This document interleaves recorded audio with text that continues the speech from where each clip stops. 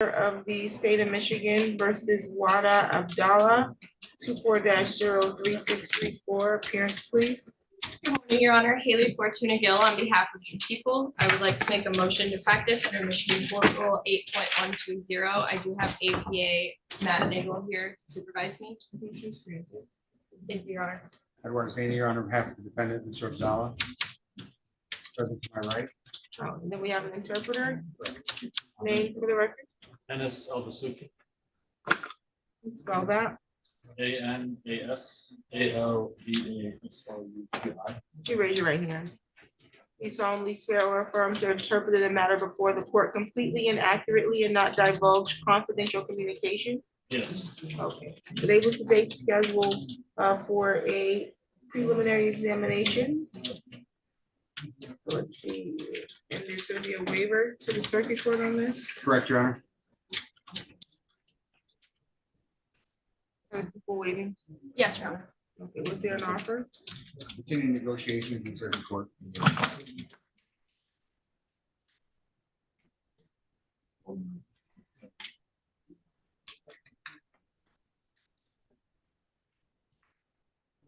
Mr. Abdallah,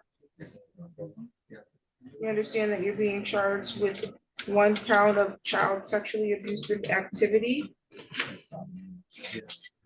2 counts computers, internet communicating with another to commit a crime, and then 1 count children accosting for immoral purposes. All are felonies, and you have the right to have a preliminary examination on each of those. You understand that?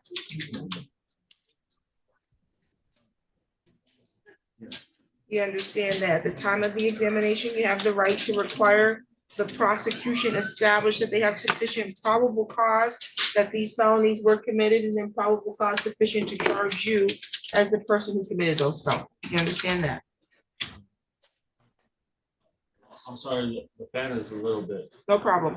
You have the right to have the prosecution establish probable cause as to each of the felonies.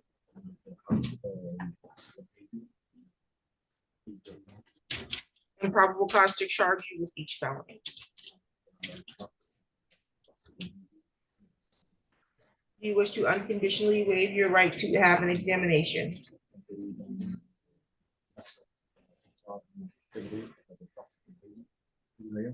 Yes. Anyone threatening you to do that? If anybody promised you anything to get you to waive?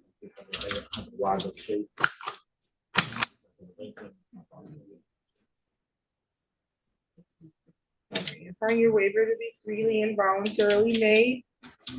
Your bind over date is June 4th. You do not have to appear in court on June 4th unless your attorney makes a motion for you to be rearranged.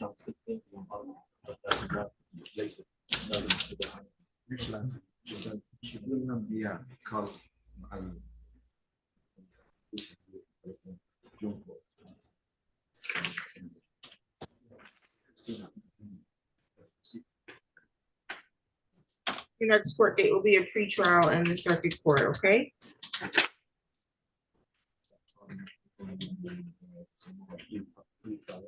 you have any questions?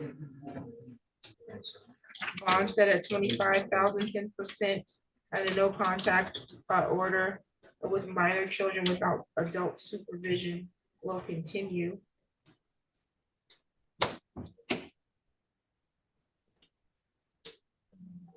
Any additional matters for the record? Not on behalf of the people, Your Honor. Just briefly from defense, Your Honor, as it relates to the bond. Yes.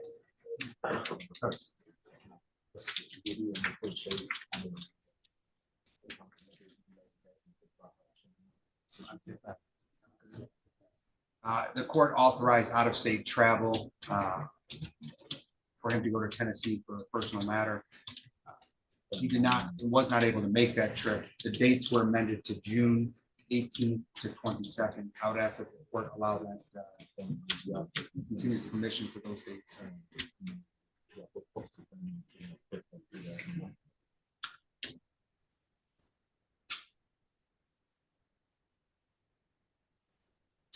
June 18th to 22nd. Yes, sir. That will be granted. Any additional matters for the record? No, Your Honor, have a blessed day. Thank you. Yeah. Have a- Thank you, Your Honor. Have a good one. Thank you, you too.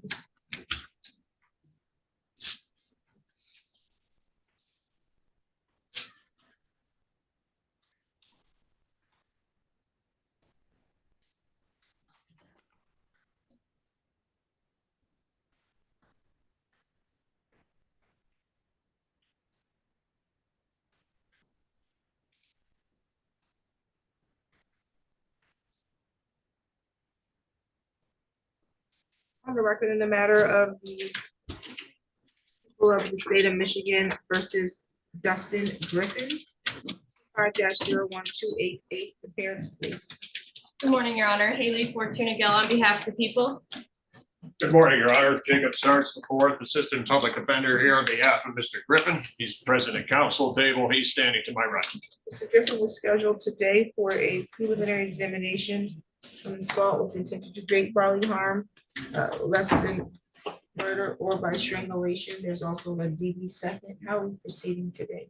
Your Honor, the people do not have the necessary witnesses to proceed this morning. However, I would like to ask for an adjournment. I spoke with the victim yesterday. She did not receive her subpoena. I'm not sure why. And she was unable to get work off because she doesn't have a subpoena. We have been in contact with her and she does want to participate. She just wasn't able to get work off today.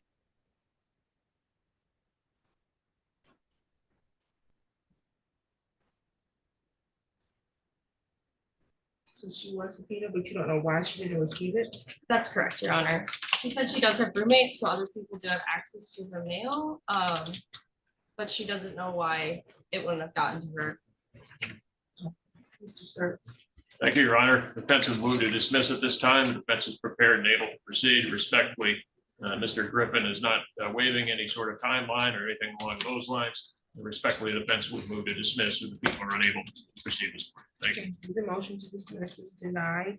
The people do have good contact with the protected party and she has expressed interest in participating in this. It's unclear as to why she didn't receive notice of her time to appear, but this matter will be reset. July 17th and 9. June 17th and July 17th at 9. Do you have any questions for the court today? I do not, Your Honor. Your notice to appear. Any additional matters for the record? Not on behalf of the people, Your Honor. Nothing further, Your Honor. Thank you.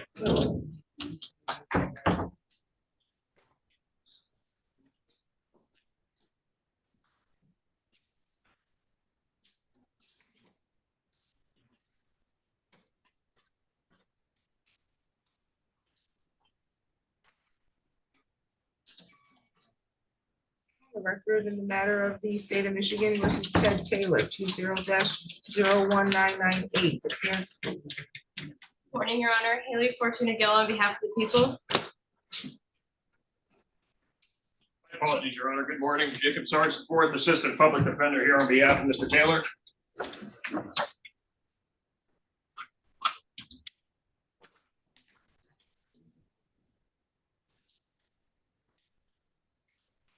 Mr. Taylor, we scheduled for an exam today. This is for failure to comply with the sex offender registry reporting duties. How are we proceeding on this? Your Honor, the people do not have the necessary witnesses to proceed with the preliminary examination. However, it is our understanding that the defendant is now compliant.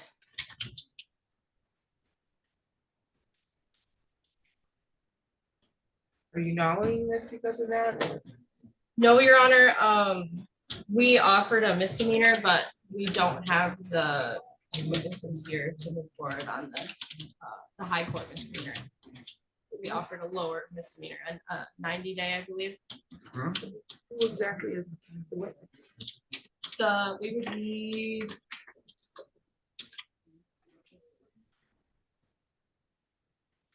Second, Your Honor, so I can get you the name. We would need Officer McGonigal, I believe. Assuming she was not notified that she was needed. She was notified. Detective McGonigal. Yes. Your Honor. At least there has been an issue apparently with people not receiving subpoenas, but it does, as far as I know, it looks like one was sent. It is not compliant. That's been moved to dismiss, Your Honor. We're prepared and able to proceed this morning. If the people are unable to proceed respectfully, I ask for dismissal this time. Motion to Mr. dismiss Taylor is understands granted. it's a dismissal now. Thank you, Your Honor. Motion to dismiss is granted without prejudice. I don't know what the statutory timeframe is on this, but they have the right to reissue this charge against you within the statutory timeframe. Do you have any questions at this time, sir? Get your copy of dismissal in just a moment. Thank you, Your Honor. No problem.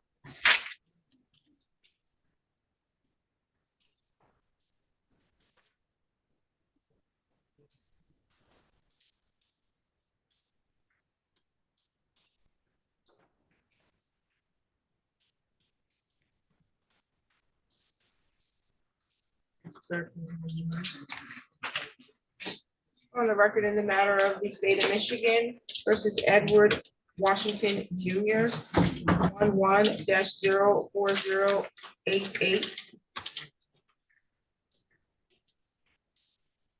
Morning, Your Honor. Haley Fortuna Gill on behalf of the people. Good morning, Your Honor. Jacob Sarge, the fourth assistant public defender here on behalf of Edward Washington Jr. He's present at council table. He's standing at my right.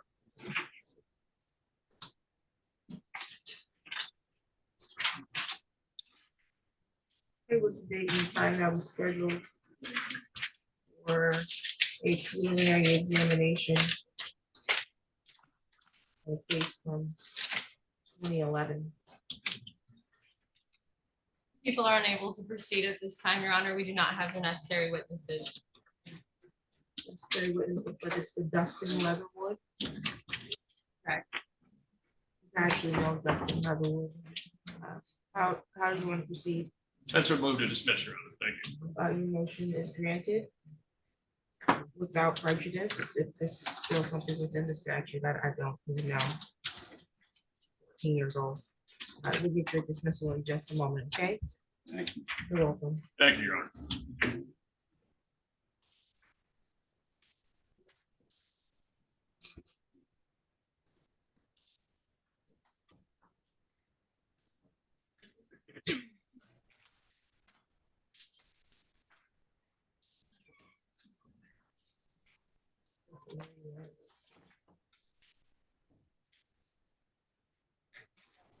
I believe.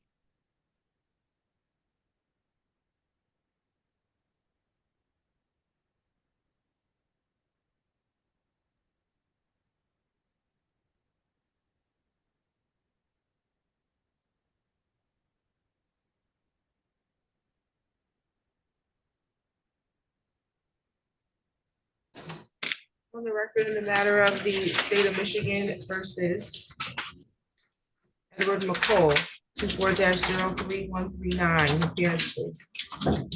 Good morning, Your Honor. Haley Fortuna Gill on behalf of the people. Good morning, Your Honor. Michael Anderson on behalf of Mr. McColl, who does appear via Zoom.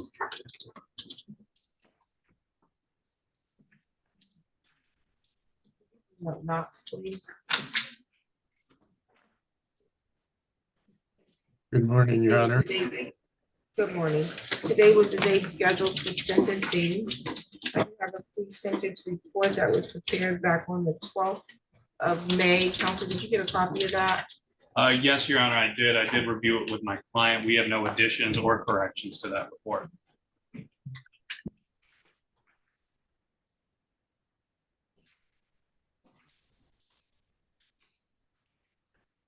You can make allocution. Thank you, Your Honor. For the most part, I will leave my allocution to what is contained within that pre-sentence report. Mr. McColl is obviously a very, very honest individual.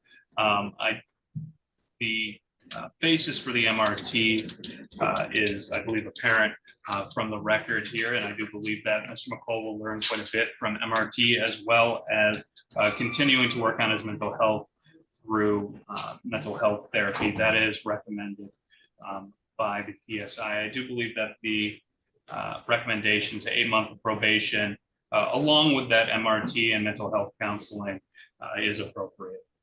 I would note that he does have a fairly limited income. Your Honor has any questions, please let me know.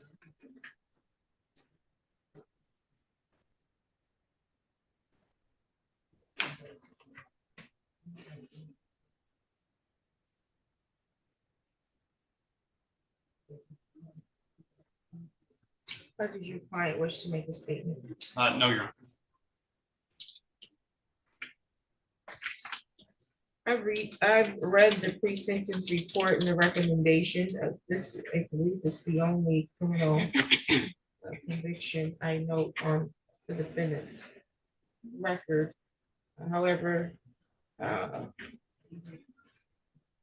obviously concerning the nature of the charge, and also concerning that the actions were intentional. They weren't accidental. They were intentional, and with hopes that he could get some desired outcome, which is concerning. Someone at his age should know that you can't put your hands on people in that way, because you're seeking some sexual gratification. It's not appropriate. But maybe some counseling can help him redirect that. Again, there's been nothing on his criminal history up until this time, and hopefully this is an isolated incident. This is not a situation that your client will find himself in the future. What is this?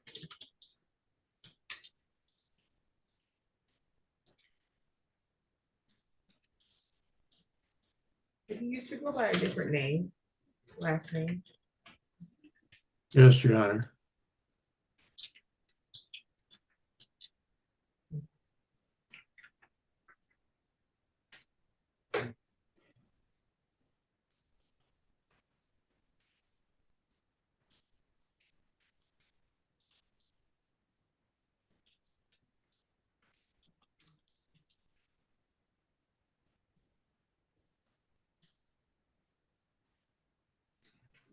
I'll adopt the recommendation.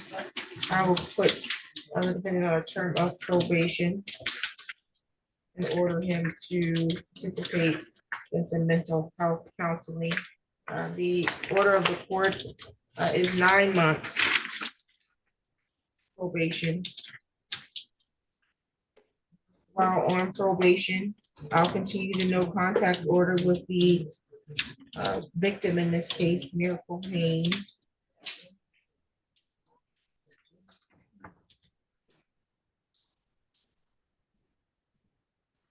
You're not to engage in any assaultive or threatening behavior. You're not to possess a firearm, ammunition, or weapon of any kind.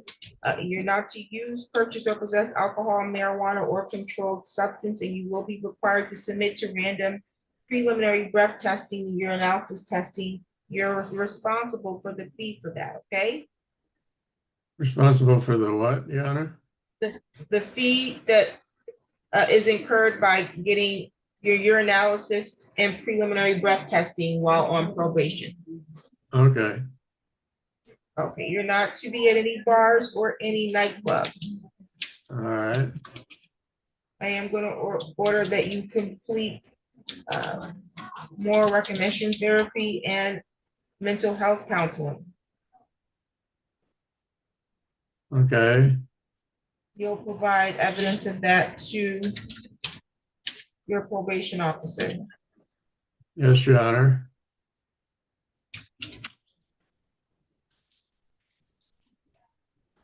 Currently unemployed. Yes, Your Honor.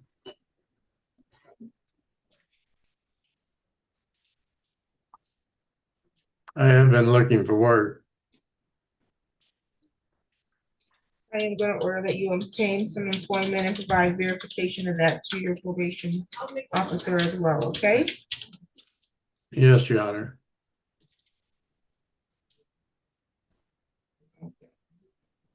If you are successful on a term of probation, the 365 days Ingham County Jail with credit for 2 days, I'll suspend 363 days balance if you're successful completing your term of probation. Wait, pardon me, Your Honor, what was that? You have a credit for 2 days, Ingham County Jail. I am going to suspend 363 days in jail if you are successful on your 9 months of probation. Oh, okay, thank you, Your Honor. You're welcome. Do you have any questions at this time so far? What if I'm not successful? What happens then? Then you'll be doing 365 days in jail. Oh. All right. Valid question. What would be an example of something that would cause me to be incarcerated? Violating the terms of probation that I just went over would be All an right. example. All right, thank you, Your Honor. No problem. Also, there's some fines and costs. There's a $75 crime victim rights fee that you are responsible for, plus a $50 state minimum cost that you are responsible for. Each month of probation is $30 per month, and I'm putting you on a 9-month term, so that's $270 for probation oversight fees. You will be able to make or expected to make monthly payments on your total fees, which are $395, okay? Okay, what was that first fee, Your Honor? There's a $50? $75 crime victim rights fee, and then there's a $50 state minimum cost, Okay, plus $30 per month for probation oversight, okay? when are the $75 and $50 fees due? One is for the crime victim rights that you must be assessed per statute. When is it due? You'll be able to make monthly payments on all of your fines and costs. It's gonna be about $43, $44 per month, okay? Okay, thank you, Your Honor. No problem. Do you have any other questions at this time? No, You need to check in with our probation department within the next 2 business days. So no later than Tuesday, because Monday is a holiday. I need you to check in with our probation department, okay? yes, that would be fine. Would tomorrow be fine too? Tomorrow would be perfect. All right, thank you. Any additional matters for the record, counsel? Not on behalf of the people, Your Honor. No, Judge, thank you. We're all set. Thank you, Your Honor. You're welcome.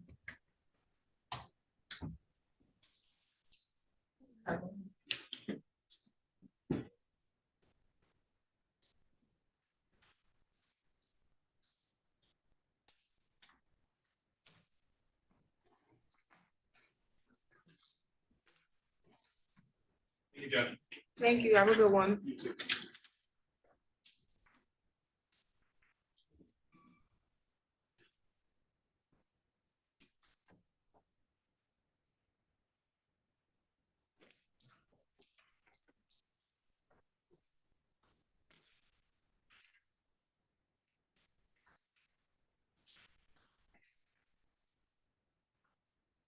On the record, in the matter of the state of Michigan versus Michael Knox, 25-01307. I also have 25-01335, 24-02343. Council appearances. Haley Fortuna Gill on behalf of the people. And Assistant Public Defender Aaron Schroeder on behalf of Mr. Knox, who is present and now standing to my rights.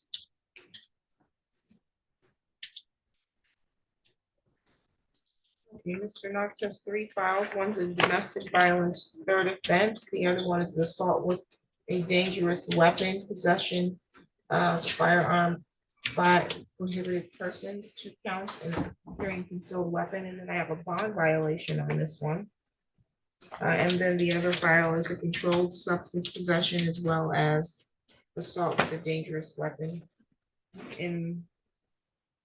That he was on probation for. Let's see.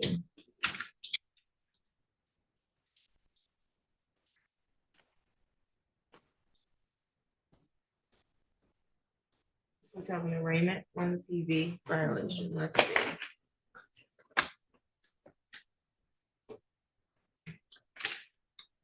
Oh.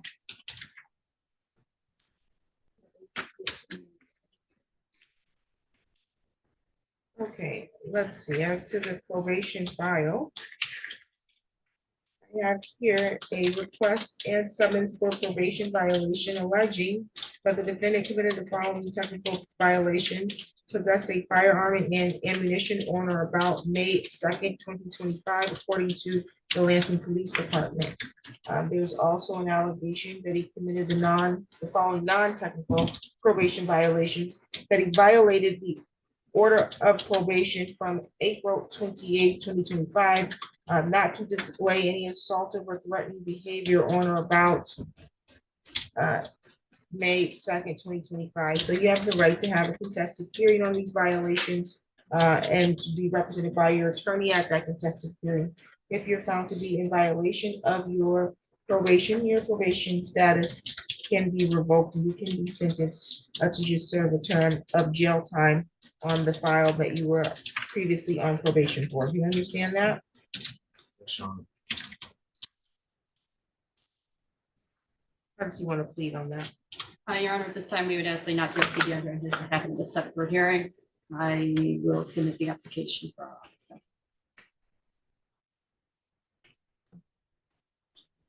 And then as to the new or the matters that were scheduled for exam today, my understanding is that there's a request to adjourn. That is correct, Your Honor. The people would request an adjournment at this time. Both case files, it's the same victim.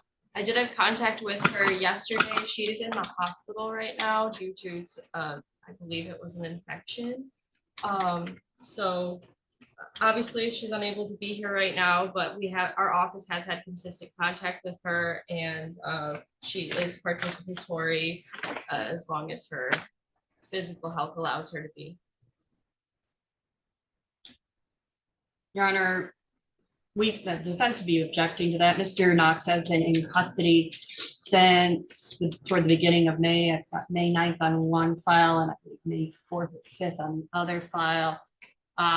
Defense is ready to proceed, and I asked the prosecutor if she had any documentation as to this hospital stay, and she indicated at this time she does not. So we would be objecting to that and asking for dismissal on all of the matters, with the exception obviously of probation violation. Is that something different? Thank you.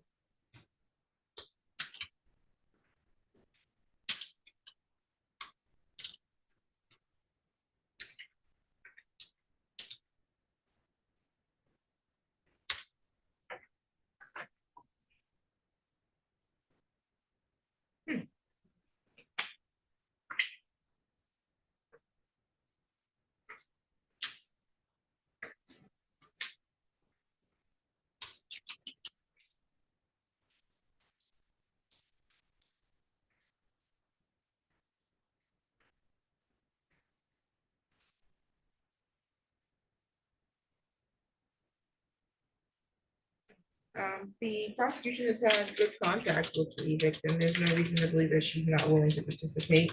The court is going to grant the request for an adjournment. It should also, I find it peculiar that Magistrate Milmer must be familiar with you for her to at the time of arraignment, revoke your phone privileges while in custody on both files. And so, because that's what it's noting here on both files, no phone privileges while incarcerated. So the matter will be reset based on good cause. The victim states she's in the hospital, unable to proceed. We'll give her an opportunity to proceed and appear in court. July 18th at 10:30. July 18th at 10:30.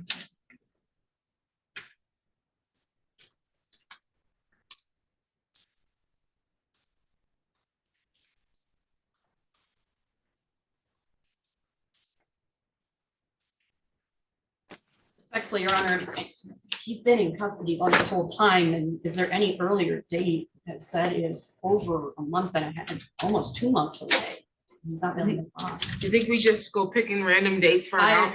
We Sorry, picked the Your next available date. I understand. And if I could be heard on bond. He's not getting the bond until I address his probation violation. We have a date for that now.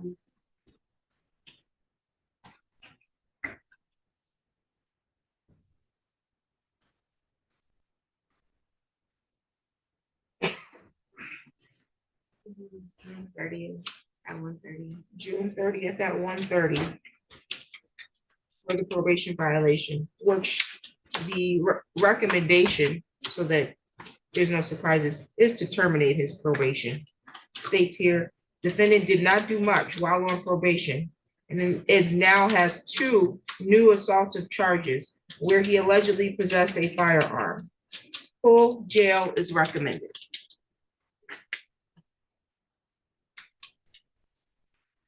Any additional matters for the record? Not on behalf of the people, Your Honor. Not enough defense, thank you. You're all set.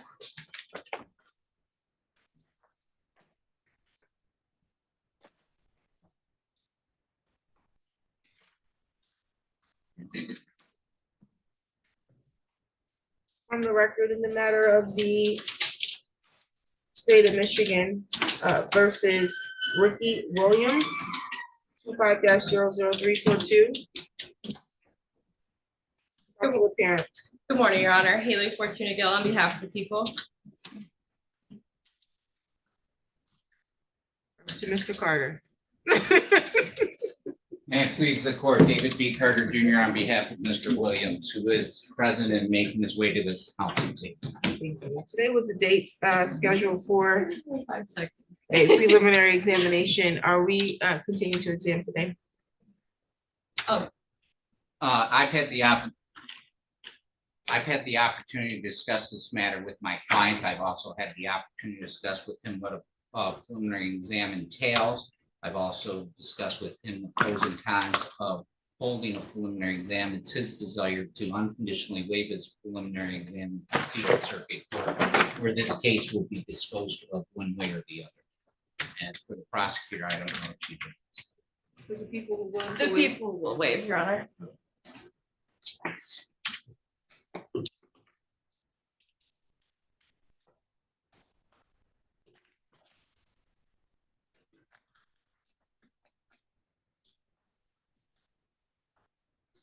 She should bring, do we have the AG here?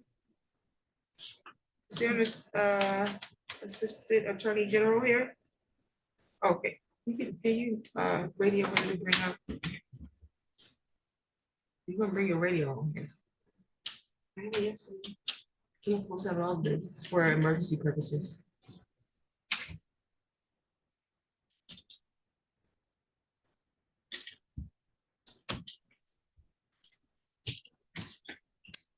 This form is what we just said on the record on paper. You can't write. Here. Yeah, of course. At least put an X there of some sort.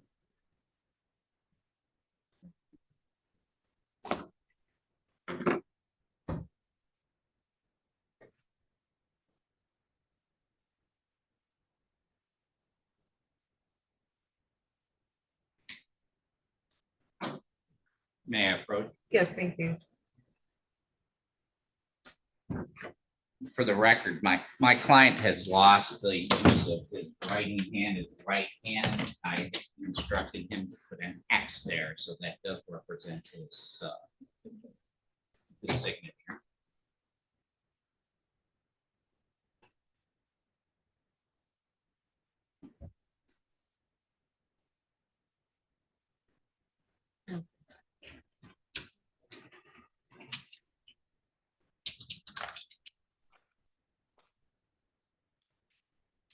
Okay, I find your waiver to be freely and voluntarily made. Your bind over date is going to be June 4th. That's the date the circuit court gets to file from the district court, not a date that you need to appear in court, okay? Your next court date will be a pre-trial, and your attorney will be made aware of that. Do you have any questions at this time?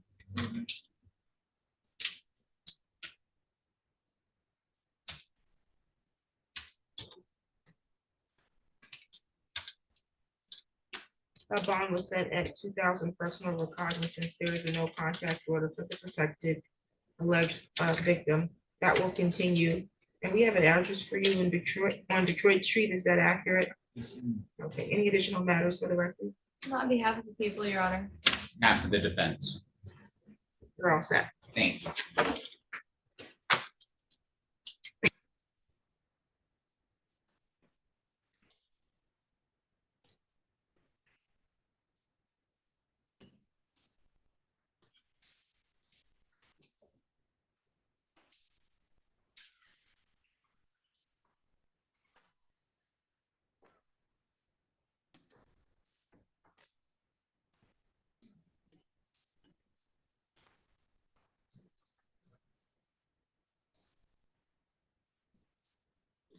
Have a good one.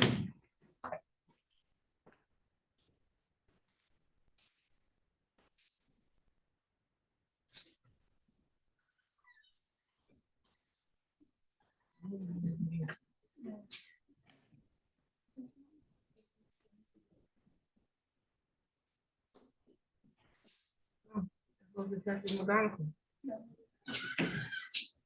He told me that. That was just Detective McGonigal.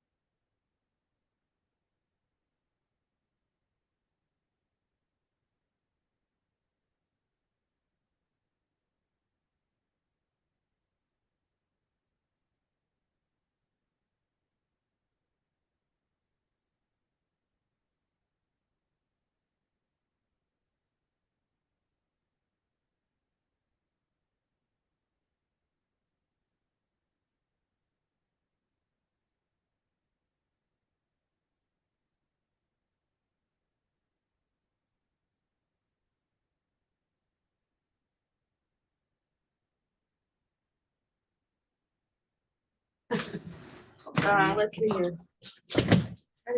You can be seated. Why did you tell me that I was off on Tuesday? This is, that's what, which one I just said? I had no phone. Administration just told me, I said I am. Yeah. Because they want to use my practice phone. I'm like, bruh, now I'm really coming back to the grades.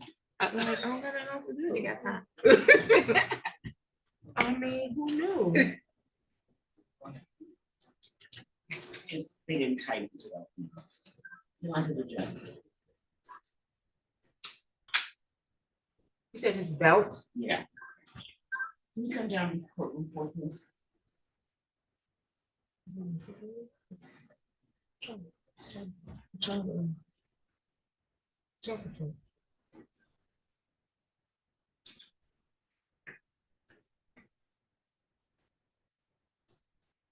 Miss Fortuna Gill. I saw Detective McGonigal. Did she know she was supposed to be here for a case from 2011? I also saw her afterwards, Your Honor. Looks like McGonigal don't miss court, so. I was also surprised. She was here. we didn't connect this morning somehow, so we'll make sure that doesn't happen again. She's probably handling some new crime. I do think she was here for the 2011, but She was here for it? yeah, but we didn't have the complaining victim or the witness. This is weird. We're complaining victim on a sex offender registry. Oh, no, the 2011 was the home invasion. Oh, Sex she was here for that one. Oh, okay. Yeah. But I thought she was supposed to be here for the sex offender She one. was listed as a witness on that, but Got it. yeah. She was here, Your Honor. She was in. I saw her. Yeah. I said good morning. I saw her too this morning, right after I told the judge she wasn't Yeah. here. I'm like, I mean, what the heck?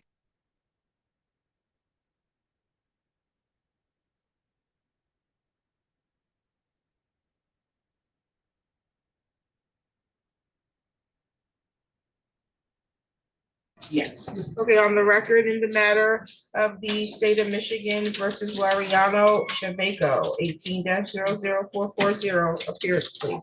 Good morning, Your Honor. My name is Robert Liani, Special Assistant Attorney. Good morning, Your Honor. This is the public defender, Aaron Schroeder. On behalf of Mr. Shabgo, who is present, stands to my right. Then we have an interpreter. State your name for the record.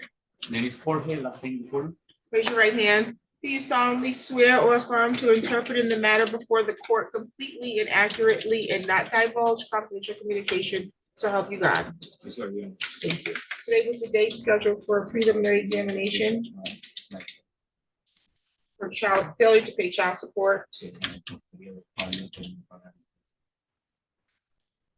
And at the probable cause conference last week, the Attorney General advised that all offers are revoked if we proceed to preliminary examination. And Mr. Shabgo understands that, correct? Yes, Your Honor, if I may make a record of my efforts with explaining things to him. Yes. All right, thank you. Your Honor, as the court has noted correctly, at the last court date, the Attorney General made it very clear that all offers would be revoked if the preliminary exam were to be run. And I have spoken with Mr. Shabgo total of 5 times over the course of this case since being assigned it back on April 28th of this year.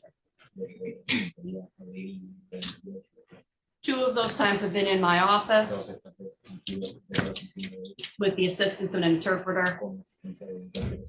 Both of those meetings have been over an hour. 2 additional times have been when we've been in court, also through an interpreter. I would say between those 2, probably another hour. of speaking with Mr. Shabgo. So I would say conservatively about 3 hours I have spent at least talking to him about this through an interpreter. I have also spoken with him once without an interpreter at the very beginning of the case. That was about another half hour. Because he has some understanding of some basic English, but obviously needs an interpreter for things more complex like this. I have explained to him the various offers that have been made or were made, sorry. And I also explained to him what a preliminary exam was and what the burden of proof at a preliminary exam would be.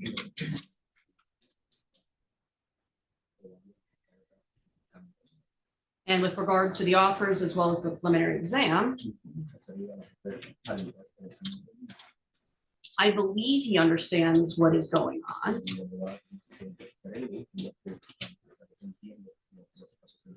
I have also made him aware is there. This case could and likely will result in some immigration consequences for him. I indicated to him that he should speak with an immigration attorney and I have expressed him that I am not an immigration attorney. Mr. Shabgo, is there anything I have said that is incorrect today? It is my understanding that Mr. Shabgo still wishes to proceed with his preliminary exam at this time. Is that correct, Mr. Shabgo? Yo no sé, ni entiendo nada de eso. Ni I don't know. criminal, ni I corte, don't- ni nada, yo no vería ni nada. I don't know, I don't understand anything, I don't understand court or anything like that, I just don't want. Are these, No, speak dice up que yo louder, no please. sé porque me vean el paquete de cómo está la situación. No he dicho que yo no sé. I don't know what's the situation that I'm. Okay. Your Honor, I don't know what else I can do to explain this to him. At this time, if he is still saying that he does not understand why he is here or the process. Maybe he needs a Maybe he needs competency. that's what I was about to say, Your evaluation. Honor. I would be asking for competency to be evaluated then. I don't see any other, because as I've indicated in court, I've spent probably 3.5 hours with them speaking over the last 2 weeks. And I don't know what else I can do to help them understand this. Mr. Shabgo? Mr. Shabgo, Yes. do you understand what your attorney just said? Lo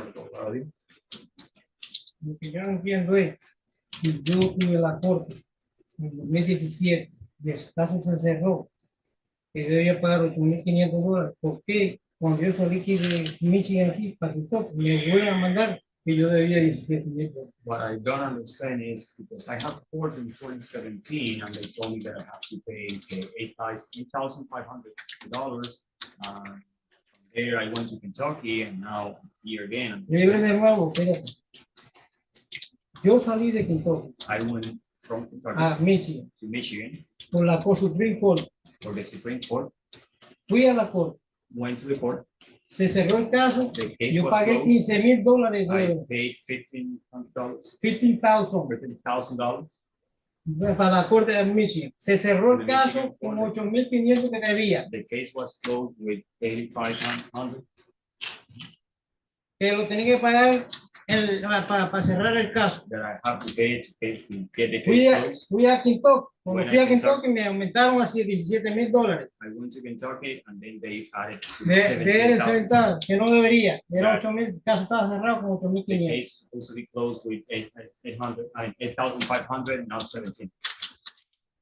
Llamé, I called me dijeron que lo que debía era $17,000. and they told me that I owe 17,000.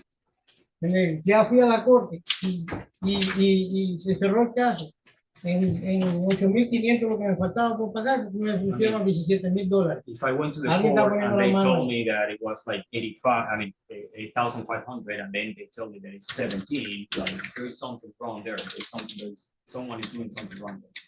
And I will note to the court, if I may, It's, that my office has reached out to the friend of the court to try to find documentation regarding this all, and we have not received anything back yet as of this time.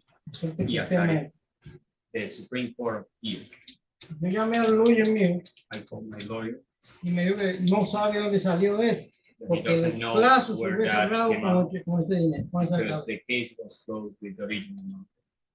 Is he talking about his lawyer in Kentucky? Yeah, the lawyer here. Not, Lawyer here. not Ms. Schroeder? No, Another lawyer? Who's the other lawyer? el otro abogado que en 2017. The lawyer from 2017. What is their name? What's his name? Yo no sé el nombre de él, lo cambié I porque don't have lo his mismo me name. pasó con este abogado que no era incompetente. I changed it because the same happened to this lawyer. I mean,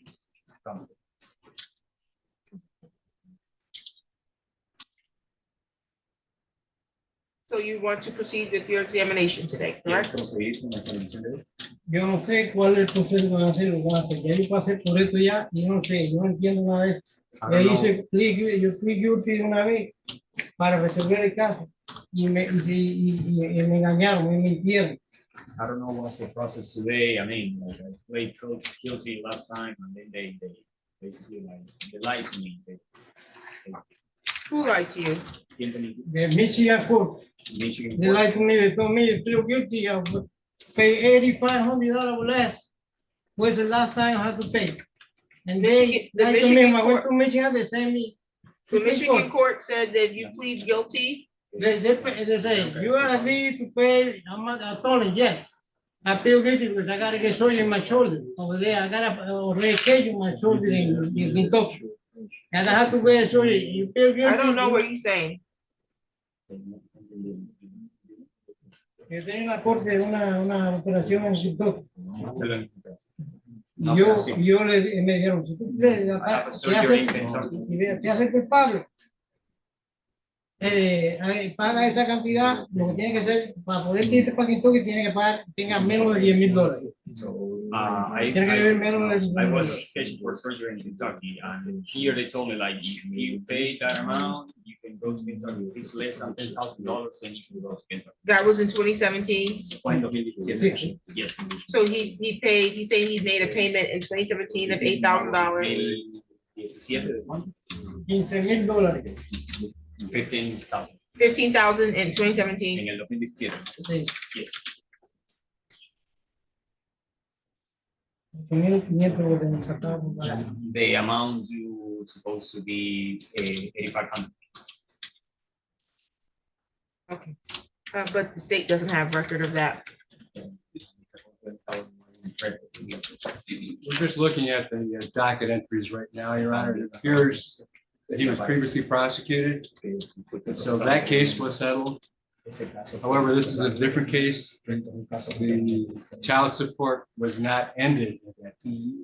Got it. So did he take a plea in 2017? Is that why he's getting the dates It doesn't look confused? like it. Looks like it was nully processed, so maybe there was some resolution. Okay, sounds good. Yo venía a pagar el dinero, me dijeron que no, que tenía que ser $17,000. No, era 80. I was coming to pay the money, the original amount, and they told me it's not, it's 17 now. Yo vengo en 15 días. ya me decían. And that wasn't like. What original amount is he talking about? But he said he's willing to pay the original amount. No. Esa vez venía a pagar los 8,500 que el abogado, el abogado, cuando se tenga que ir a pagar los $8,500, dice, sí, paga los $8,500 para que se queden cero. So in 2017, I was coming to pay the original amount, the 8,500. I mean, the 8,500, and then in like around 15 days from that, they told me that it's 17. Okay, When I talked to my lawyer at the time, he told me that just come here and pay the 8,500 and it should be. Llamé a la corte. but that was in 2017, though, correct? Yes. Okay, and yet he does understand that child support still accrues. Sí. Y yo tenía que seguir, y yo estaba, me operaron. O And sea, then I got surgery at the time. no podía trabajar. I Yo- wasn't working at the time. Yo sé que tenía que empezar a pagar programar hasta cumplir 18 años. Yo tenía 17 And I años. Iba know con, that the rest of the time, the rest of them that I have to pay was till 18 years old and she was 17 at the time. entonces, Then yo no pude, cuando tuve la operación, después llegó el COVID, porque yo me enfermé y estuve bien mal enfermo del COVID. after my surgery, then it was COVID and I got sick and I was really bad at the time. Estuve bien enfermo de ese tiempo, todavía estoy Really enfermo sick de at eso, the porque time. todavía no se me ha quitado la presión. Estoy muy enfermo con la presión. I'm still like have some like sickness about that. I have like high blood pressure. Entonces, Then yo no pude continuar, después de los $17,000, ¿cuál es el punto ahorita? Ya tienen orden de arresto, tienen todo, con la, and then after they told me that 17,000, I was like, what's the whole point? And then they told me you have an arrest warrant and everything. Okay, so we're gonna continue with your exam today then, because it doesn't sound like this is a matter that will be resolved. Dice, vamos a continuar con el examen hoy. a lo mejor si yo estuviera aquí hoy. Any other preliminary matters before we call witnesses? Algo del examen terminado. I would still like, may I, Your Honor? Yes, Mr. Shabgo, do you understand that a preliminary exam, Examen terminado. the government has to show El gobierno tiene que mostrar some evidence to support alguna evidencia para soportar that you failed to pay some amount of child que support fallaste en pagar una cantidad de child support and show y that mostrar you're the que person tú eres la persona that had to make those que tenía que payments. hacer ese pago. Do you understand that? ¿Entiendes eso? Yo no tenía ningún pago, yo no soy padre de esa chamaca ni nada. I don't have to do any payment. I don't have the father of that person. Yo no padre. A mí me han metido por la boca para adentro ese del 2002. Push it over. Pero to my estoy cansado de mouth, decirle, the yo whole- no soy el padre de la and I'm muchacha. tired to tell I'm Me not the están father. poniendo un ADN a I otra really gente do que want no to soy, que no soy yo. Put it at DNA from someone else. I don't It's not me. know. Yo no I've sé had a qué está conversation pasando. with him. Y ya todo el mundo sabe ya. there's que yo three no soy people padre de talking right now. I have muchacha. no clue what's going on. And everybody's saying that. Yeah, everybody knows that I'm not the father. Your Honor, I'm asking the court at this point for competency because I have gone over this with him multiple times and I just can't get in. I don't think he understands the purpose of a prelim today, and I've tried. And I would like to have a doctor actually say that he's good before, because he does have such severe consequences if a felony ends up in his record, given the fact he's here on a green card. I feel like it would not be honestly, being selfish here, in my own interest as an attorney, if I have questions about his abilities to proceed and understanding what's going on, not to refer him at this point, because Thank you. I am very nervous about this. Other people objecting to the court. He's now backtracking about even Exactly. paternity. So the court can understand your concern regarding the potential for competency. So I will adjourn this matter so that he can be ordered to undergo an evaluation as to his competency.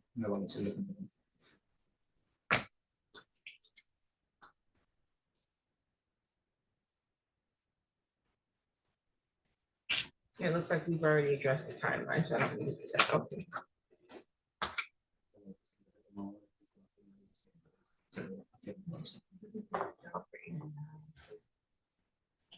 I'm sorry. I can print the order out now. We'll print the order out now.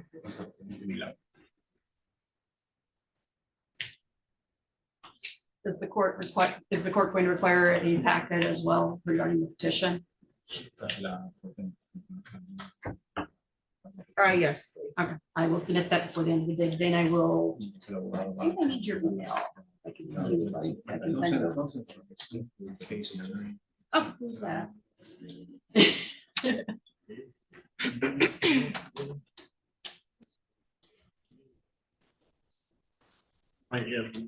Yeah, if you've got an email for her, I will make sure to copy her on that. And send it to the court. I'm sorry, with your honor's permission, I use my cell phone to access my court email to provide the AG's. I don't want to. Thank you. Oh, very good. And person, I mean, Mia, clerk.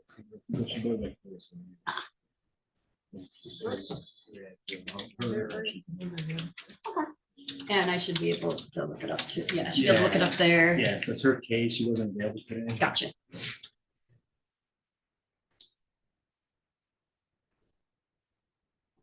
And I will get that turned over to the court later today by email if that's acceptable. Thank you. Yeah. So this case will be adjourned until the time that we get a status from the forensic center. Any additional matters for today's record? Next court date be determined, Your Honor? Correct. We'll set it for internal review. That way we can follow up to see if there's a report. Nothing further, Your Honor, from the defense. Thank you, Judge. Thank you. And are these my copies here? All right, yeah, I'll take them. Yeah, A couple no, court records, but if you've got other stuff, have a look into it. I've tried. Yeah, I've- you might want to go look through the I court do file. know this, and I try to get a copy of that. I do know this, but I think the names. Thank you. Wait, I could be wrong, but I think I have to look it up by the case number before I can find it in circuit court. I'll try to follow up on that, but I had actually. Oh, you go to case admin. name, the case Administration. for it to pop up, so I think there's a difference of one. I don't know if that's the issue. But everything seems to come out, which is why I didn't mention any, but why I didn't want to get into that, but I was just like, everything seems to match with that. There's a pathway to a misdemeanor here, so he wants to get there. Oh, I understand. Take care of it. Great, well, that's why. Thank you. Thank you, Your Honor. Okay, on the record, the matter of the state of Michigan versus Erica O'Neill, 24-02381.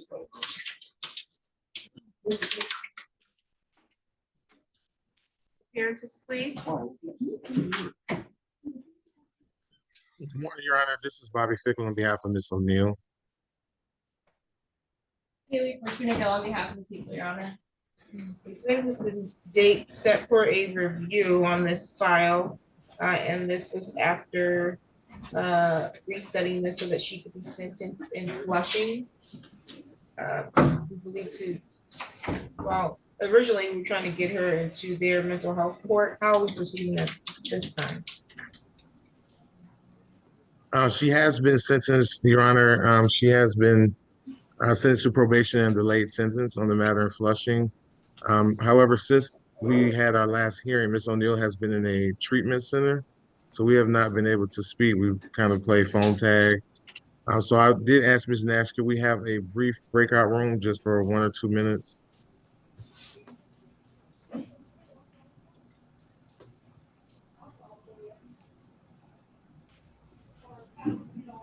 We're putting you in a breakout room.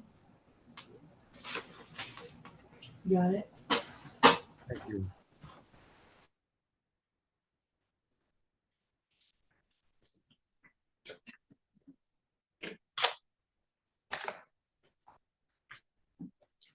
You're off the record in that matter. On the record in the matter of the state of Michigan versus Felipe Sautello. Second, 25-00885, and then I have 25-00926. Haley Fortuna Gill on behalf of the people, Your Honor. Dwayne Boyd, get up, yeah, morning. Dwayne Boyd, P7961.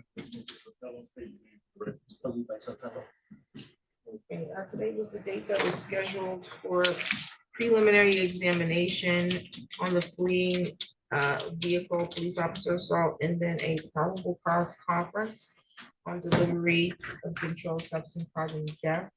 How are we proceeding on this? Judge, we are proceeding to examine the Okay. And then what about the other file? on the other file, Judge. I guess I'll leave it in the court's discretion. I've been trying to get access to the USTR file, the cell phone dumps, and I just got the passcode to access it yesterday afternoon. So if the court is inclined to give an additional TCC, that's fine. If you want to set an exam out, just ask you to give me at least 30 days. It's gonna be at least 30 days. I don't know that if you need another PCC, I can set one if you need it.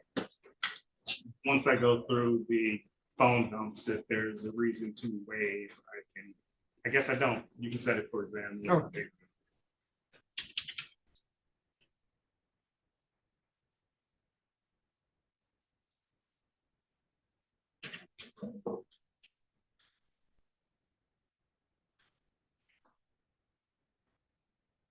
We can do July 24th at 10:30. Does that work for you? July 24th at 10:30. Yes, ma'am.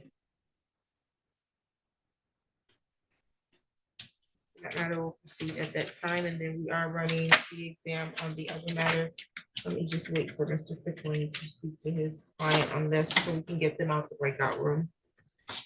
And then we can call witnesses.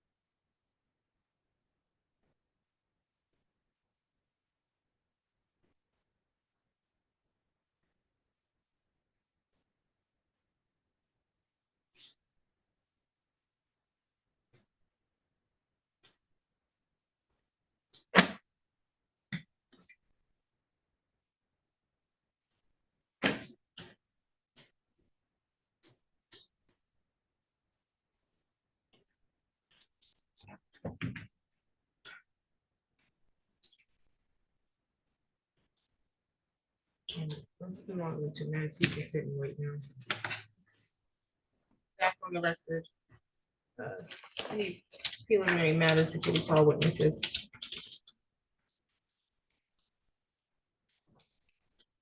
No preliminary matters before you There's call no witness? preliminary matters, Your Honor. You call your witness. We would call Officer Derek Selden.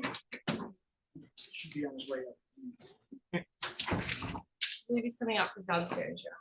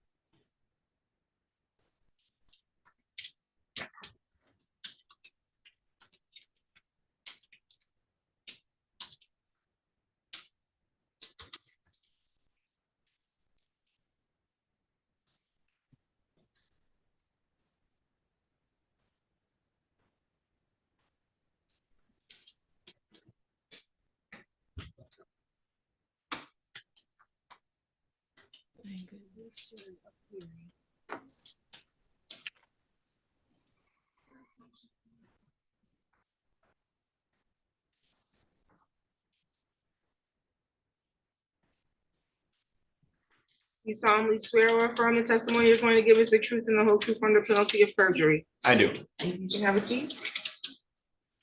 You can state your first and last name and spell both. My first name is Derek, Derek, last name Selden, Selden. You can proceed, counsel. Good morning, Officer Selden. Thank you for being here. Can you please tell me a little bit about what you do for work? I'm a police officer at the Lansing Police Department. I've been employed with them since beginning of 2020. Okay, and were you working on the date of March 23rd, 2025? I was. And did you have any contact with the defendant on that day? I did.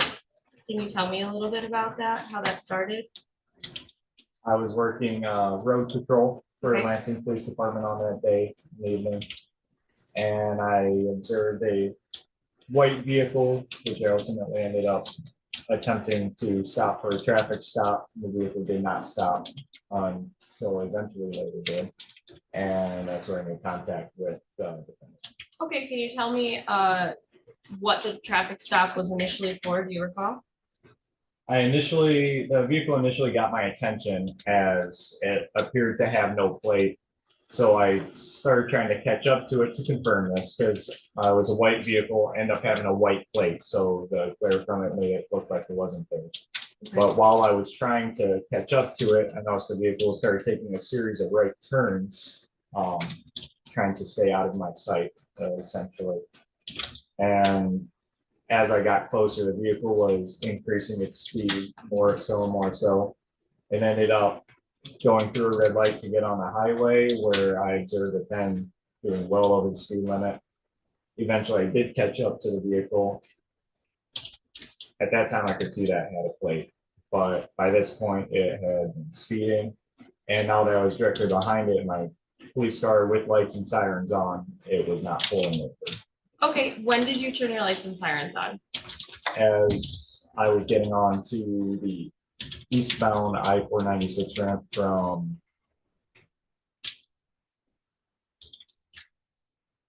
Pennsylvania in Lansing.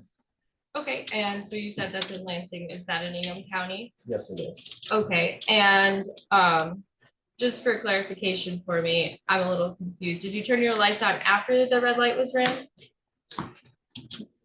Yes, so Okay. I can kind of explain that a little. Sure. At the same intersection where Pennsylvania Avenue crosses with I-496, there's another road that runs east and west just south of it, which is Malcolm X. That's the road I initially saw the vehicle on, and as I came up to it, it took a southbound turn, and then another right-hand turn to head back west. So as we're coming back up to Pennsylvania, now that we're heading west, it made a right turn. As I made the same turn a few seconds later, there's two vehicles in the travel lane stopped at a red light, and I observed the vehicle now getting on the on-ramp, which told me that this vehicle that I was trying to stop had to go around those vehicles that were stopped at the red light because they were right up at the line of it in order to get onto the ramp where it was. The light was already red. So at that point, I turned on my overhead lights to safely go through the intersection, start catching up to this vehicle. Okay, and what were you wearing that day? I was wearing my full patrol uniform with my badge vest, which says Lansing Police. And the car that you were in, was it marked? It was a fully marked LPD vehicle. Okay. And so, so you get on the highway following the car, and then what happens? As I come up the eastbound on ramp, trying to catch up to it, I observed that the distance in this vehicle greatly increased. The vehicle was moving far, far faster than the pace of traffic. Okay. So at that point, I also turned my sirens on to safely navigate through traffic, try to catch up to this vehicle. It took me a little bit to catch up to it. I observed the vehicle then cut across the lanes of I-496 eastbound and take the exit, which leads to 127 northbound. Okay. Along this exit, it was one lane. I watched the vehicle pass vehicles on the exit on the shoulder in order to get past them. I continued to try to catch up with my lights and sirens on. And then once we were on 127 northbound after this interchange, the vehicle then suddenly slowed to the exact speed limit, in which case I was able to get directly behind it at this point, but the vehicle still did not pull over despite my lights and sirens being on. Okay, so did the vehicle ever pull over? Eventually it did. I followed the vehicle. You're okay. I was just gonna ask about how much time elapsed, do you think, from when you turned on your lights and sirens to when that vehicle finally pulled over? I was directly behind the vehicle with my lights and sirens on from 127 northbound around Kalamazoo Street until Lake Lansing Road, which is a distance of 4 or 5 miles. Okay. And to clarify, at that point, the vehicle did not pull over. It took the Lake Lansing exit. We came up to the red light along the exit from the off ramp, in which case I turned my sirens off and then back on to kind of re-indicate I'm trying to stop this vehicle. Okay. I used my PA speaker to get on it and tell the vehicle to pull over or to stop. Once the light turned green, the vehicle just continued to drive and it went westbound. Do you remember exactly what you said over the PA speaker? Not exactly, but Okay. it was along the lines of pull over. Okay. And so did you continue following the vehicle? I did. At this point, I realized that the vehicle more than likely was not going to stop for me. So once we were westbound on Lake Lansing, I turned my lights and sirens off. So that way, this area is more congested with traffic. So that way I'm not confusing any traffic trying to come through or causing any accidents. I just stayed behind the vehicle. Okay, so how did the vehicle eventually pull over then? We were traveling westbound down Lake Lansing, and I was calling this out on the radio so that way others in my jurisdiction knew. And I was also receiving some updates from dispatch, such as that East Lansing might have been looking for this vehicle. Anyways, westbound down Lake Lansing, once we got up to Larch Street, it just pulled into the gas station at that corner. Okay. And then what happened next? That was 2100 North Larch, I believe. It's a mobile gas station attached to Quality Air. It just pulled up to a pump. And so now that the vehicle was actually stopping, I pulled in behind the vehicle and I reactivated my overhead lights in order to reinitiate a stop. The vehicle stayed stopped at this moment. I got out and started initiating a high-risk stop because of the fact that the vehicle was not stopping for me and some of the information I received from dispatch while traveling to this point. Some of my partners was that the vehicle was possibly being looked for by East Lansing because they recognized the plate and the vehicle description that I'd given. And that might have been involved in an assault for it. Okay, so you're still in Lansing then, Yes, Ingham County? yes, Perfect. Did you ever have contact with the driver? yes. Can you tell me a bit about that? At that point, I conducted a high-risk stop, meaning I got out of my vehicle rather than approaching because of the circumstances. I stayed at my vehicle. I had drawn my gun, not pointing at the vehicle, but just held it at a low ready position and started giving verbal announcements to the driver to exit the vehicle. I did so with my PA system to make sure it was loud enough for the driver to hear, which it was working at the time. I gave repeated commands for the driver to exit the vehicle and he did not. Eventually, I had more officers show up to assist me. Once there were 3 or 4 police cars there, in addition, then the driver ultimately stepped out of the vehicle and followed my commands back to my vehicle, where it was placed in custody by myself and my partner. Okay, can you tell me, do you know approximately how much time passed from when you first ordered the driver to get out of the vehicle and when the driver did get out of the vehicle?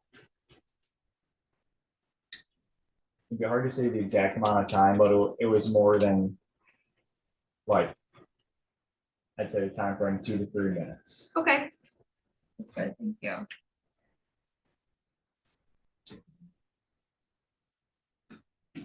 And then at that point, the driver was put under arrest? Yes. Okay. One moment, Your Honor.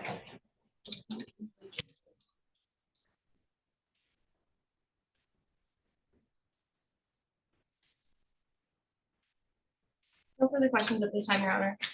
Is he supposed to be identifying this witness? Yes, Your Honor, thank you. I apologize for that. So you placed him under arrest. Can you, would you be able to identify the defendant if you saw him here today? Yes, I could. Can you point to him and describe an article of clothing that he's wearing? You see her right there, wearing white shirt, black tie. Thank you so much. No further questions now. Who is the person you're identifying? Because she referred to him as a defendant. What is his name? So Sautello with a. Are you asking her? You're answering my question? Do you I'm know his answering name? your, Yes. What's his name? Sautello. Sautello last name? Sautello. Okay. Cross-examination. My apologies. Thank you, Judge. You've been an officer for how long? Was hired by the city of Lansing for the academy in August 2023, and then I started with road patrol in December of 2023. So that puts me at a year and some months. So you were trained at the academy? Yes. You know the importance of note taking? Yes. Of course, you know the details matter? Yes. So you try to be as accurate as possible? Yes.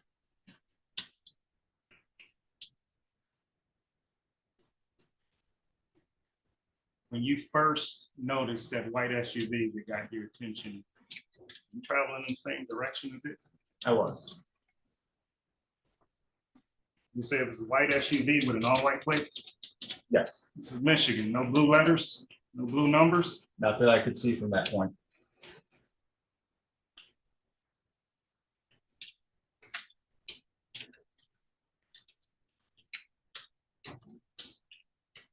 The only thing that caught your attention is that you thought it had no plate? At the time that got my attention, yes. Did you initiate your lights and siren at that time? Not at that time. In fact, you had to speed up just to try to confirm your suspicion, right? Yes. So it wasn't immediately in front of you? It was some distance in front of me, but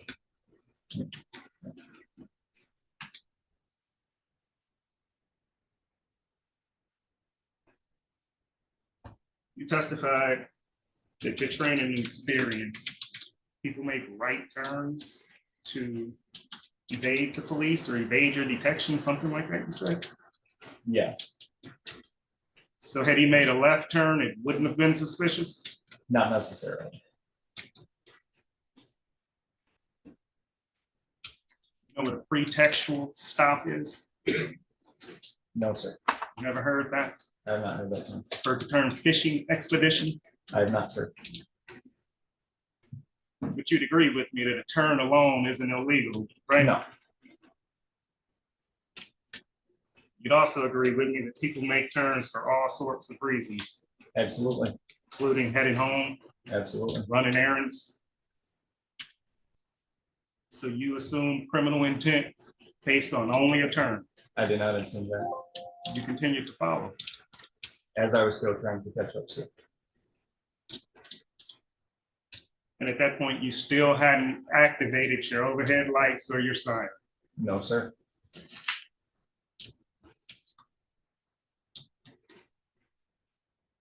And once that SUV made the additional right turn, it was so far ahead of you, you still couldn't see the plates.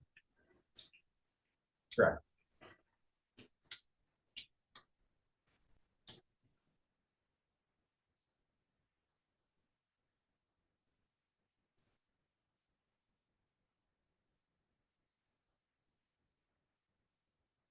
And you eventually in your report say you lost complete sight of that SUV, right? I did.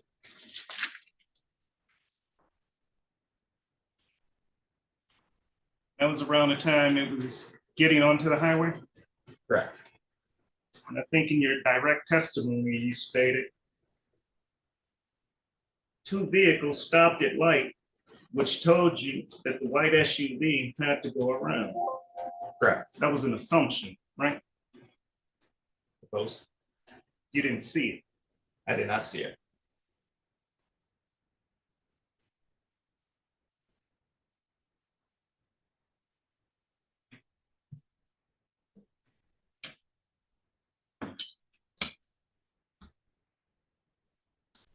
And you activated your emergency lights as you were getting onto 496 off of Pennsylvania? Before the intersection. That ramp goes uphill. Correct.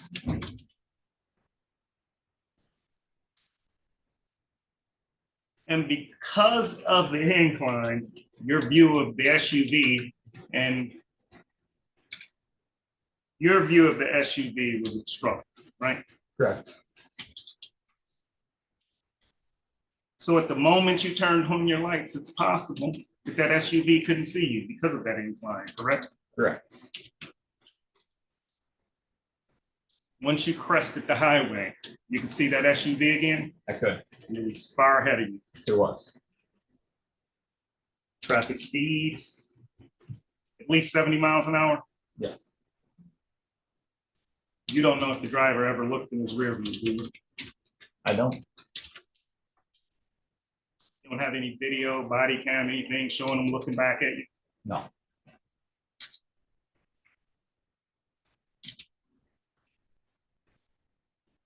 So to be clear, he never made any evasive movements, right? He just continued in his direction of travel. Correct. And at some point in your report, you indicate that you had to go over 100 miles an hour just to catch up. Yes.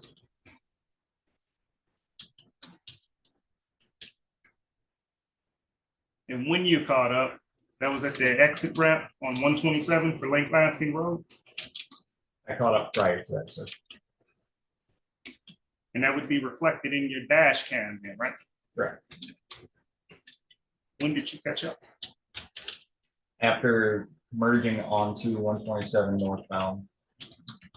That's right around Kalamazoo, Michigan areas on 127 northbound. And you're positive about that? Yeah.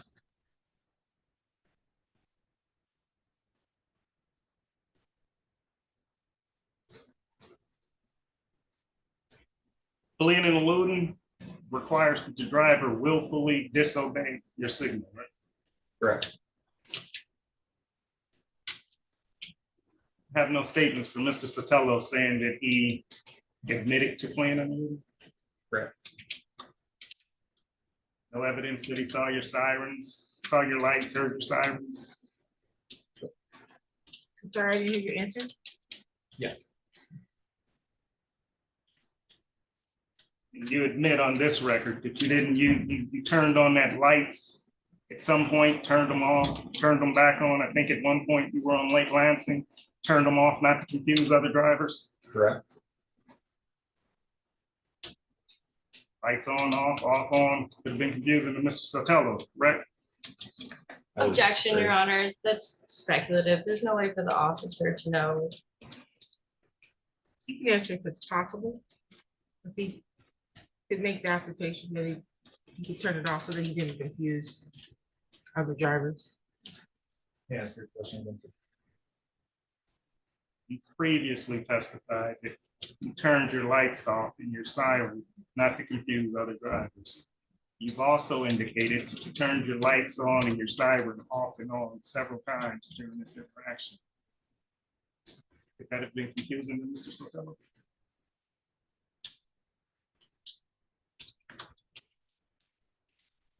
I would disagree because it wasn't only Was it for yes just or no? several times. No, You say you could disagree because what? it wasn't several times. I personally don't see how it would be confusing. Okay, do you know how many times you turn your lights on and off? I turned them off coming down the on-ramp and then back on when we hit the red light at the end of the on-ramp, and then back off after he still did not stop after turning the on-ramp onto Lake Lansing. So you turned them off twice I turned them off twice. and on 3 times. Yes. Oh.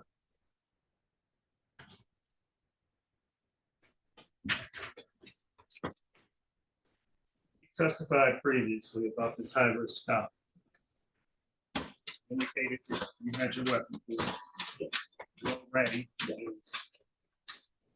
Not directly at an individual, just sort of below the line of sight. Correct. And you also testified that there were other officers involved, right? Correct. And because this was a high-risk stop, other officers had their guns drawn, right? Correct. Not all of them had them at a low ready, isn't that right? I cannot answer that. Have you reviewed any body cam or dash cam from that incident? I reviewed my body cam dash cam from the incident and I wrote the report. And you say the elapsed time from the time he was ordered out was about 2 to 3 minutes? That's a rough estimate from my memory. So if your body cam or dash cam showed that it was around a minute, would that be more accurate? It would be. Now, you gave some commands to Mr. Sautello, right? I did. And it's normal for people to be nervous when they have guns pointed in their direction. Sure. Yeah. Lots of officers involved, everyone has guns, things can go awry. You would agree with that as well. I agree that people could be nervous. So there's things you'd like to see for officer safety, is that right? Yes. So you gave some verbal commands? Correct. Voice extremely loud, you're in your PA system, right? Correct. You gave commands in rapid succession, isn't that right? I'm not sure what you mean by rapid succession. You gave lots of commands, step out of the car, put your keys out, put your hands up, walk backwards really fast, right? Sure. Yeah.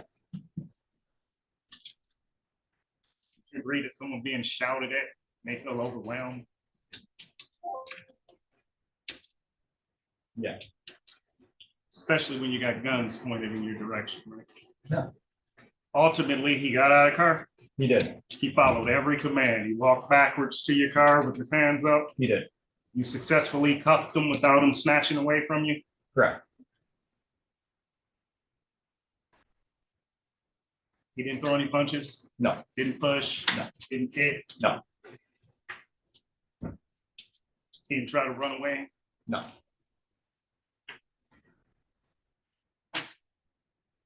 You weren't injured. No. No weapons. No.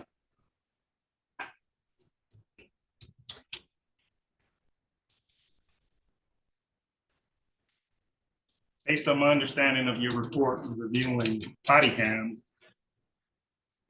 when you got back to the station, you made a phone call to a person that was in the vehicle with Mr. Sautello, is that right? Yes. And one of the things you wanted to know was how fast that vehicle was traveling, is that right? Right. Because you didn't know for yourself how fast it was traveling, right?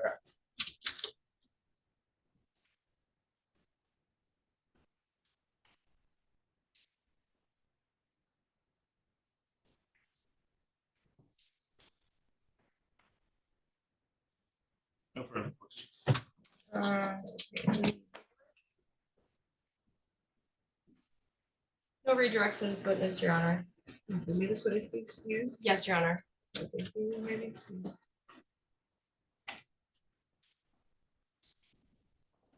Next witness. Yes, Your Honor.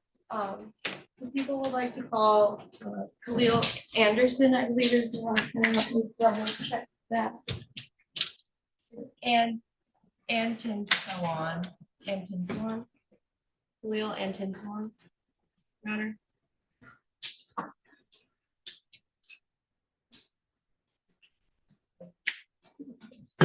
Oh, I apologize, Your Honor. That would be our only witness. The people would be ready to move forward to argument.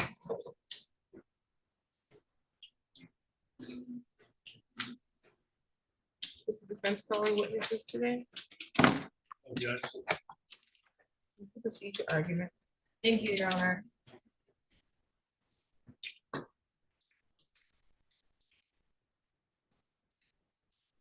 Today, Felipe Sautello is being charged with fleeing and eluding in the 4th degree and resisting and obstructing officers. Today, we had testimony from one witness, and that's Officer Selden. Officer Selden did testify that he was performing a traffic stop against the defendant in Lansing, Michigan, Ingham County on the date of March 23rd, 2025. He testified that at first he wasn't certain that there was a plate on the vehicle, but then upon getting closer to the vehicle, did observe the vehicle run a red light as well. The fleeing, to prove fleeing and eluding, the first element is that a police officer was in uniform and was performing his lawful duties. Officer Selden did testify that he was in his police officer uniform and was conducting a traffic stop. He also was in a marked police car. The second element is that the defendant was driving a motor vehicle. Officer Selden's testimony also showed that the defendant was driving a motor vehicle at that time. He did, after a bit of confusion, did eventually identify the driver as the defendant here. The officer ordered the defendant to stop the vehicle. That's the third element. The lights were on. I do believe that the officer also testified that the defendant crossed multiple lanes of traffic to evade him, as well as reached high speeds. Did not, I believe the officer testified as well that this took 4 to 5 miles of following him with his lights on. That was all on the highway before the lights were ever shut off and then turned back on. Fourth is that the defendant knew of the order. It's standard procedure that if an officer has his lights and sirens on behind you, that you would pull over. Additionally, But was the officer ever behind him? So it didn't sound like the officer was behind him. the officer did catch up to him and was behind him according to his testimony. Well, my understanding is that he didn't catch up to him for some time. Yes, but did catch up to him on the highway.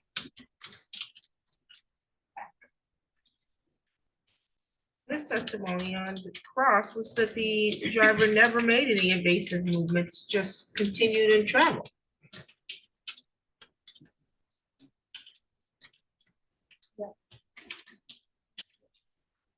Also, he did testify that after the lights were turned on, that the defendant did accelerate as well as cross multiple lanes of traffic. It's not illegal to accelerate and cross multiple lanes of travel.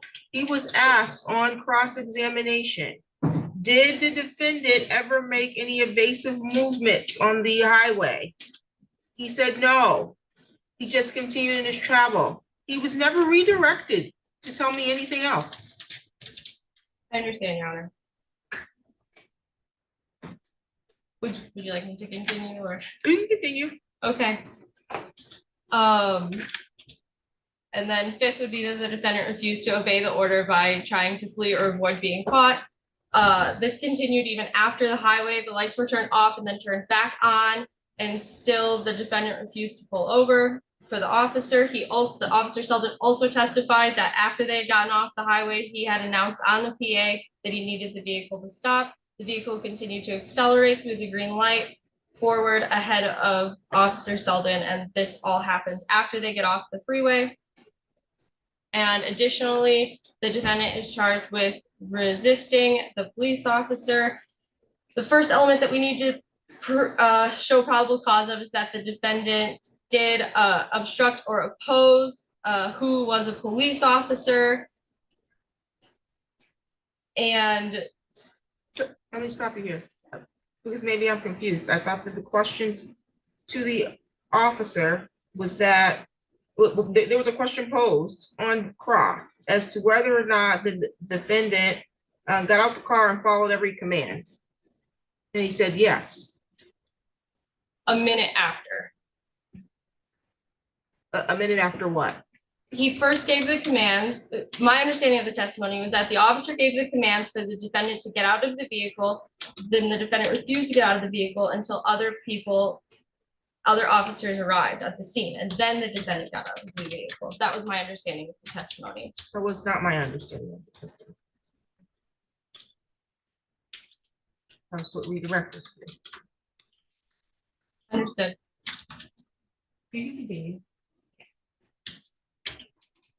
And there is some discrepancies about how long it was, between 1 to 3 minutes of the officer ordering the defendant to get out of the vehicle and the defendant refusing to do so. The defendant does eventually get out of the vehicle after 1 to 3 minutes pass in time. Second is that the defendant knew or had reason to know that the police officer was performing their duties at the time. The officer did testify that he was in a marked police car and in his uniform. And third is that the defendant, or that the officer gave the defendant a lawful command and was making a lawful arrest or was otherwise performing a lawful act.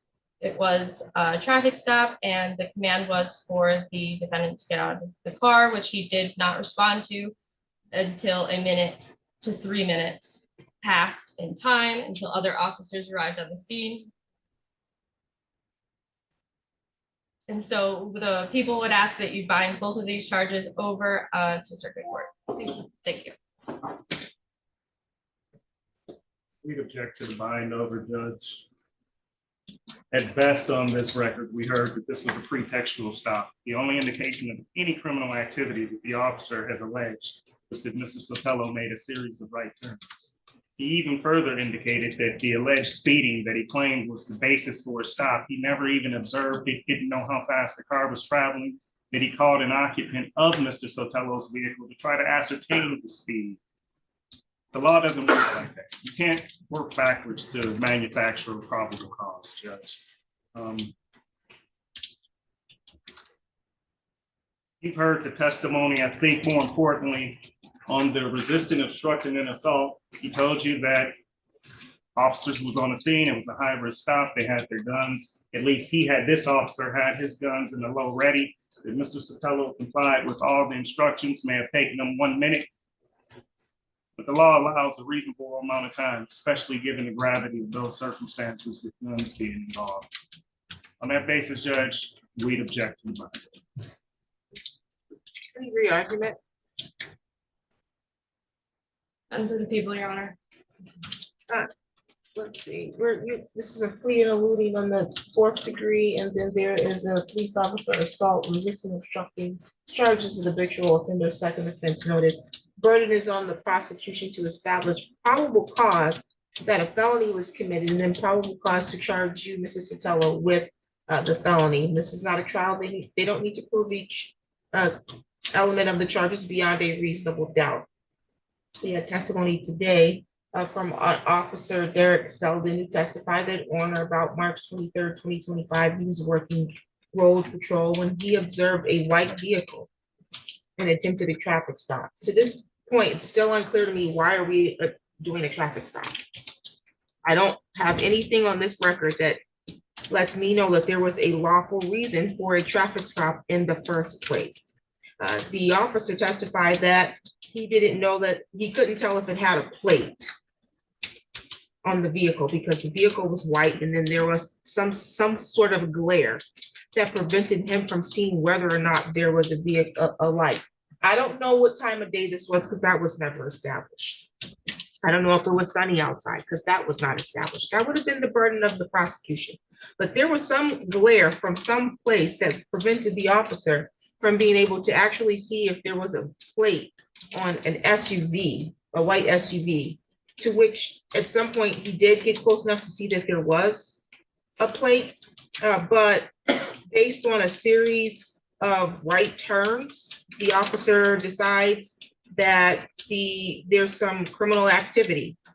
And so he continues to follow this defendant. The prosecution has made the argument that the defendant ran a light, but that's not what the testimony of the officer says. He said that he assumes that a light was ran. The officer has dash cam, body cam, or should have those things. And he supposedly is following this person because this person has made multiple right turns. I don't know how many right turns have been made, but nonetheless, he's made some right turns. But the officer does not see or somehow misses whether or not this vehicle actually, in fact, ran a red light. And so then the officer gets on the expressway. It was established on the cross-examination that there is some incline or hill as you enter onto the expressway. And so it's possible, based on the officer's response, that he could not, the driver of the SUV would not be able to see the officer activating his lights as he entered onto the expressway. And then by the time he had actually entered on the expressway, his testimony was that the defendant's vehicle would have been some distance ahead of him. He did testify, officer did testify that he did not, I think the question was whether or not he activated his light several times. He said he did not activate it several times, but then when I asked him, it was several times. He turned them on 3 times, turned them off twice. I don't think that this was a strong case for the prosecution to begin with, but I also don't believe that the way the facts have been presented amounts to sufficient probable cause. And I agree that this was a pretextual stop from the beginning. There's nothing on this record to even give the officer probable cause to make the stop a reason to make the stop in the first place. You can make as many right turns as you want. You could make right turns because you don't want to be around the officers for whatever reason. That's not illegal. They have to actually have a reason to stop you, and it can't be because you had a right turn and we thought maybe you didn't have a license plate, but now we see that you did have a license plate. There's insufficient evidence as to count 1, police officer fleeing, eluding to a probable cause standard, so that's dismissed. Count 2, police officer assault, resisting, obstructing is also dismissed. I think this was a pretextual stop. I don't think the officer had a reasonable grounds to make a stop in the first place. So both counts are dismissed for lack of probable cause.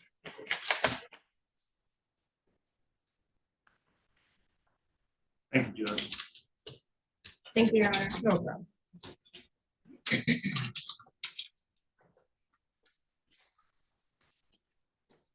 We'll get you a copy of the dismissal in just a moment. Let's see, back on the record in the matter of the state of Michigan versus Erica O'Neill. Mr. Fickling, you've spoken of Ms. O'Neill. How are we proceeding on this matter? Yes, Your Honor. I was able to speak with Ms. O'Neill, and thank you for the breakout room. Ms. O'Neill is currently in a narcotics treatment center, and she will be there for the next few weeks. We had spoken about waiving the preliminary exam, but I'd like to have some time to revisit that once she's out of the facility. She did mention that June 5th would probably be the date that she be able to leave the facility. So I just like to revisit that conversation when she has a healthy and sober mind. And so we can set it for a preliminary exam, but I'll just ask for it to be set out at least 30 days. So she'll have time to leave the facility and we have time to speak after that. Because she doesn't have access to her phone in the facility, but only very limited amounts. So we haven't been able to speak since the last court hearing, which was 3 weeks ago. I'll set it for a probable cause conference so that you have time to speak with her without us having to subpoena witnesses. And then that way you can determine how you want to proceed. Okay, thank you, Your Honor.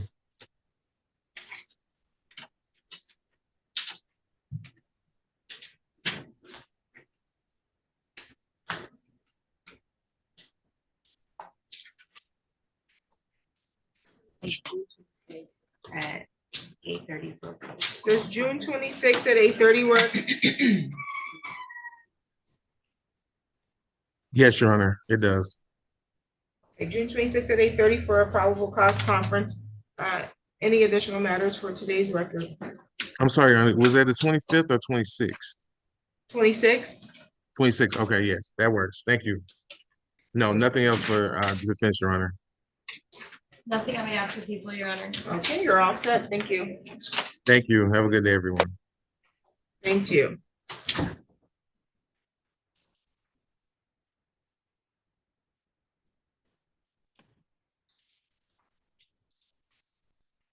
You're all set, Ms. O'Neill.